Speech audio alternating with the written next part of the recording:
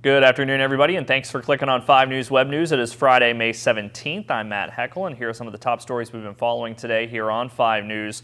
Court documents paint a chilling picture of what happened to Skylar Neese moments before she was killed. A transcript was released after the plea hearing when 16-year-old Rachel Schoaf admitted to murdering her best friend.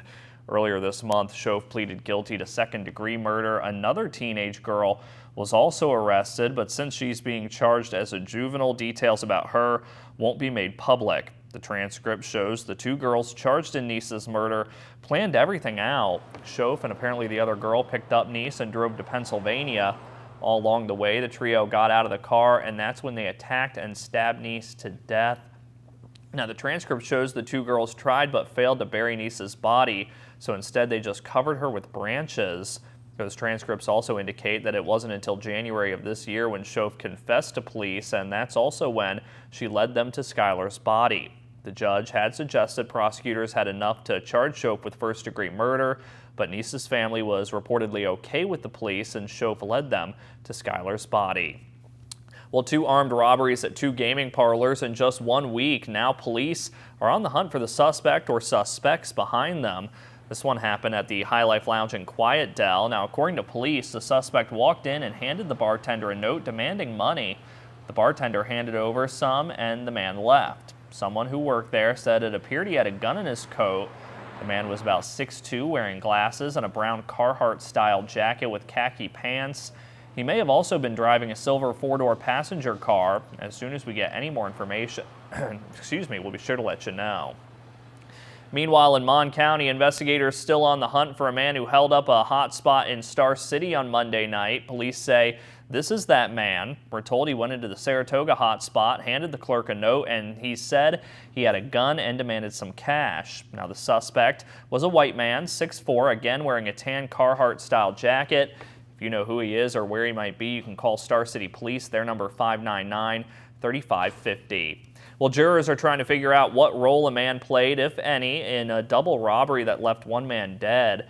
We're talking about the trial of William Horton. He's accused in the 2010 robbery that led to the death of John Cottingham. Prosecutors say Horton served as the lookout while 2 other men robbed 2 houses on Quarry Avenue in downtown Fairmont. Horton originally pleaded guilty to the crimes earlier this year, but thought twice when the judge sentenced him to 20 years. Yesterday, the jury went home around 5 o'clock, but they are back today to deliberate. Well, officers are still looking for the man accused of selling bath salts out of his 2 stores. We spoke with officials at the U.S. Marshal's office yesterday, and there's still no sign of him. Now, the last time anyone heard from John Krouk was on Friday when he got permission to visit family in Ohio. He didn't show up for his trial Tuesday morning, and that's when officers realized he was missing. Krouk is 57 years old. He's 5'9", 200 pounds with green eyes and brown hair. If you have any information, you can call the U.S. Marshals Service. Their number 623-0486. Still no word on what caused a fire at a Harrison County home early yesterday morning. That started around 2 o'clock at a home on North 25th Street in Clarksburg. By the time crews got on scene, flames were shooting through the roof. Luckily, nobody was hurt, but it did cause significant damage to the home. No word yet on what exactly caused that fire. The Clarksburg Fire Department is handling the investigation. Well, the first hearing on the IRS scandal is scheduled for this morning on Capitol Hill. Lawmakers are expected to grill former Acting Commissioner Stephen Miller about the IRS policy of targeting conservative political groups. They want to know who, if anyone, ordered workers in Cincinnati to use extra scrutiny against Tea Party organizations seeking tax-exempt status. And President Obama is pledging to leave no stone unturned to end sex abuse in the armed services. The Pentagon estimates as many as 26,000 military members may have been sexually abused last year. The president says the abuse undermines the trust the military needs to have in order to be effective.